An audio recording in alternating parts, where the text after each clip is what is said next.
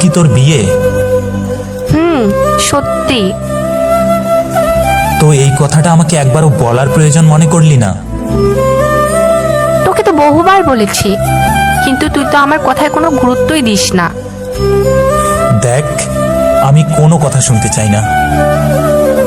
আমি তোকে অন্য কারো হতে দেব না। এখন ওসব কথা বলে কি লাভ? মা আমাকে দিব্যি দিয়েছে তোর সাথে যেন কোনো সম্পর্ক না রাখি। কিন্তু আমাদের ভালোবাসার কি হবে? কিসের ভালোবাসা? হ্যাঁ, তোকে কতবার বলেছি কেরিয়ার নিয়ে একটু সিরিয়াস হ, কিন্তু তুই আমার কোনো কথাই শুনিসনি। এখন আমার কি করার আছে বল? এভাবে বলিস না। আমি তো অনেক চেষ্টা করেছি নিজেকে প্রতিষ্ঠিত করার, কিন্তু বারবার ব্যর্থ হয়েছি। কি করব বল? কিন্তু তাই বলে কি আমাদের ভালোবাসা হেরে যাবে?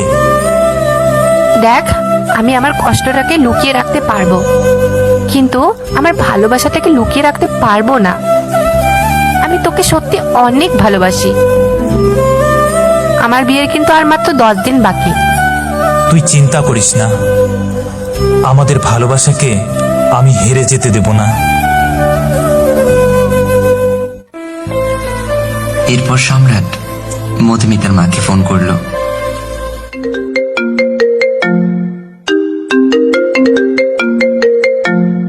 হ্যালো। হ্যালো, কে বলছেন? আমি সম্রাট বলছি। ও, তুমি ফোন করেছো কেন? আসলে আপনাকে আমার কিছু কথা বলার আছে।